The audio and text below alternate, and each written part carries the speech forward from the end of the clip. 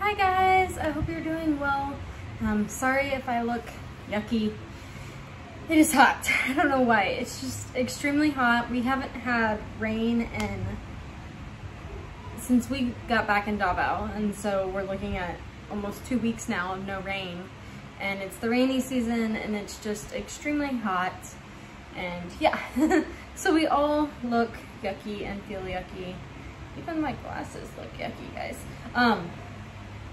Anyways, so the last video I made and posted was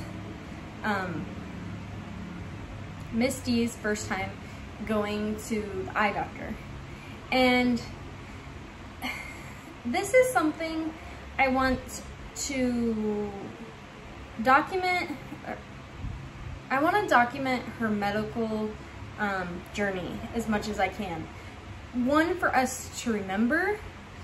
Two, if somebody ends up with a situation where they have a child with cerebral palsy and maybe they're just in a situation where they don't know what type of doctors to go to, what things to look for.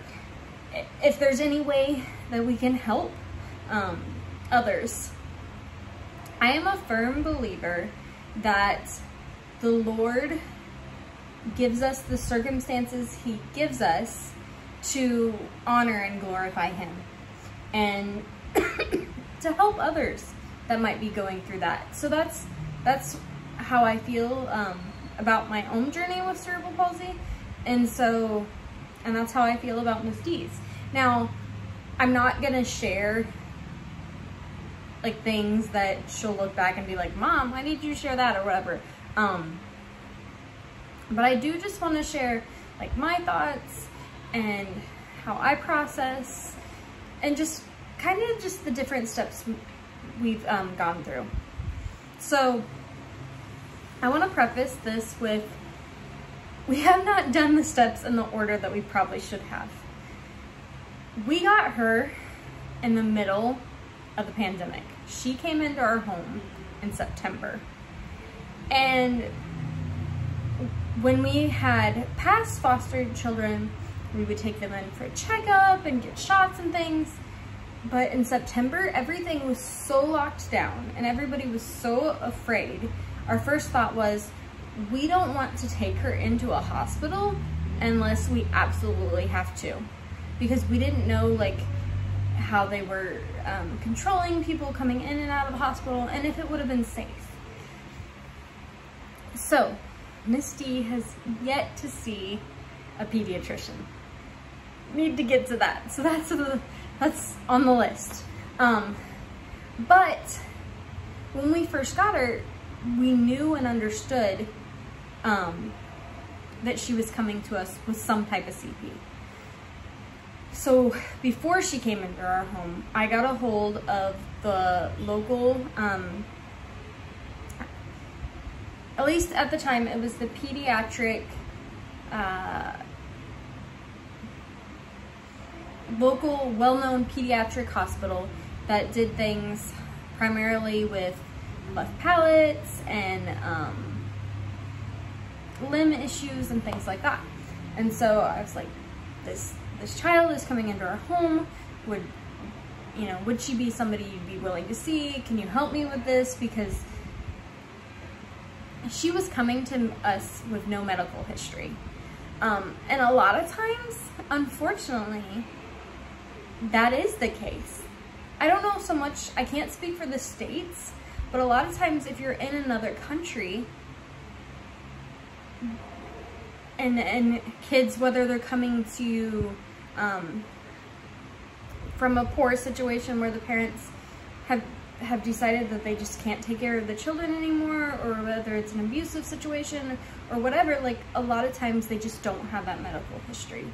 And so we didn't know anything except she had been to a developmental specialist and had gotten the diagnosis of cerebral palsy at the age of 2. But the social worker wasn't even really sure what to do with that. And so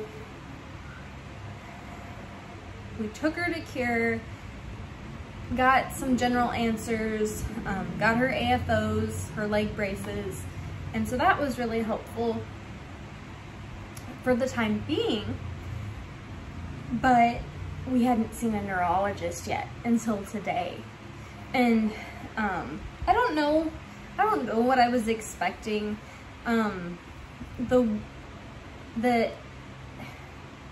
The preciseness or how in depth the diagnosis of cerebral palsy goes today is a lot more than it did when I was diagnosed. I was originally just diagnosed with cerebral palsy. I didn't know if I had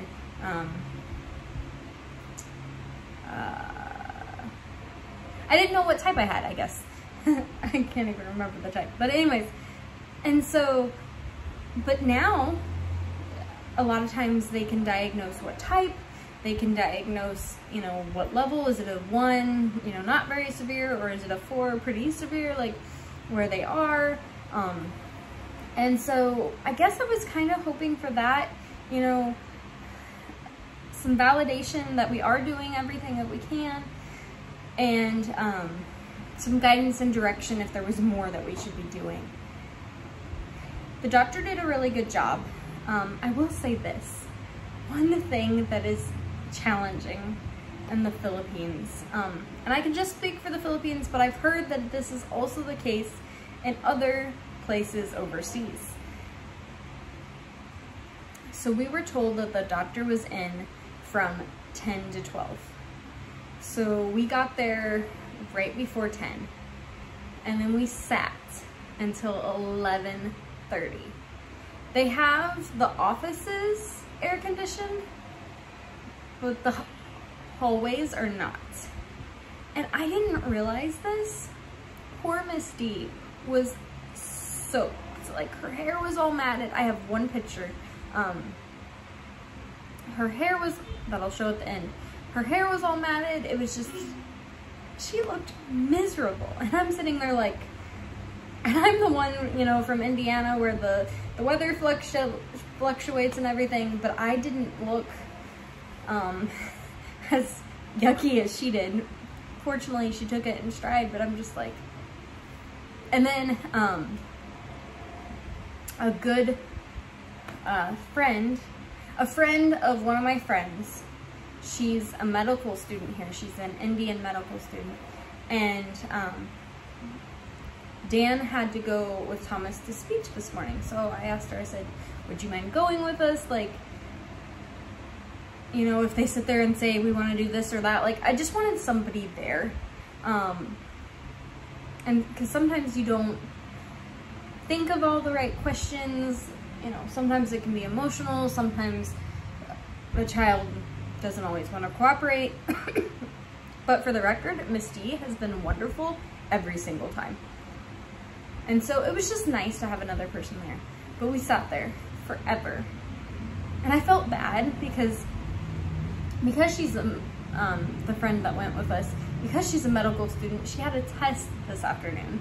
I was just like, oh, if you need to leave and like study or whatever, like, please feel free. Don't feel like you absolutely have to stay. I was just like, this is a lot, and I'm asking you to be here. And she was amazing. Misty absolutely loves her. And so that was just, it was a blessing. An absolute blessing. She helped carry her up the stairs, down the stairs, to the taxi. It made a big, big difference. So thankful for that. Thankful that once we got in to see the doctor, it did have air conditioning. I was hoping that we were gonna get to weigh her today, because I was curious how much Misty weighed. But when the nurse came out and asked us to weigh her, I said, she can't stand up on her own. And she's like, oh, that's okay, we'll deal with it later then. So they didn't end up weighing her. I'm just, you know, curious to know the weight. We're still, I'm trying to hold the diagnosis that she was given with an open hand, because I've heard 2 different things now. And that's not to say that it's not these aren't good doctors. I think it's one of those things where her diagnosis, like this specificness, is that a word? Specificness of it, like, can go a little bit of two ways. So originally, when we went to go see the doctor at Cure, by the way, I really wish we could go to Cure still, but they're not doing it anymore. It was a really good doctor. She was super sweet. Therapy there was, they did a really good job with my therapy, but not with Misty's. They said she cried, and so they didn't want to deal with it. But, so her diagnosis that she got at Cure was spastic diplegia cerebral palsy, which means mainly the legs. And that is true of Misty, but her left arm also has some spasticity. It's just not as much as the leg. And so the doctor that we saw today, I couldn't give you this name if I wanted to because I don't remember, but he said if we really wanted a specific more diagnosis, it could be triplegia spastic cerebral palsy, because it is both for her legs and her left arm. And so I don't know, I guess it doesn't really make that much of a difference. Like, you look at her and it's like, okay, this is what we do for therapy. Like, it's not that hard to figure out those things. But it was just kind of strange to hear, like, oh, you're doing physical therapy, good. You're doing OT, good. Like, he just wanted to make sure she wasn't having any seizures, and she, as far as I know, hasn't had any seizures since we've had her, or even at all. And so, the only thing that he said we might do different or add on down the road is this medicine called baclofen, and I guess it like helps loosen the muscles, or helps loosen the spasticity of the muscles. And this is something different than I think my parents were ever told. I don't ever remember hearing the name of the medicine. I've heard it a lot now, just because of the different Facebook groups I'm a part of, the different YouTube videos I watch. Like, I've heard of it. And so his comment was, he normally doesn't start it until the child is 4 years old. And the big thing that it would help with is things would loosen up so that when she goes to therapy, she's able to learn new skills and how to do different things. So we'll see if we end up doing it down the road. When I was growing up, it was pretty much Botox and then surgery. Now it's the option of, well, and I guess physical therapy. So physical therapy, baclofen, which is the medication, Botox, and then surgery.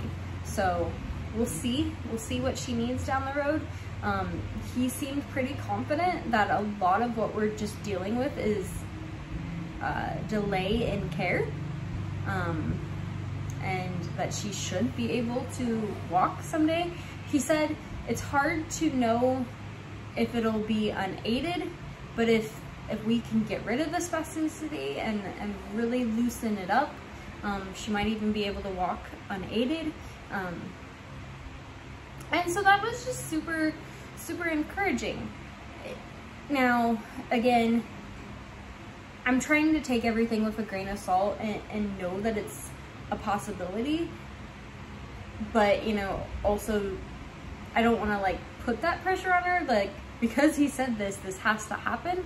But I'm also trying to be encouraged and lifted up and that kind of thing. So it is really encouraging that he has not suggested any CT scans or EEGs or any of that. His comment was the only reason we would do that is if you were seeing seizure activity, and we are not. And so, yeah, we're just gonna keep doing what we're doing and pour into Miss D and just love her as much as we possibly can. I will say this, I do need to get better at doing her stretches and therapy at home. It's hard. It's so hard, guys. But yeah, so she has rocked all of her appointments so far, and we'll see if it keeps going that way. So thank you so much for following on our journey. Thank you so much for praying for Misty. Please keep those prayers coming. We're still working through all the adoption stuff, and yeah, but we love you guys, and we love Misty, and we can't wait to see what happens next. So we'll see you next time. Bye. God bless.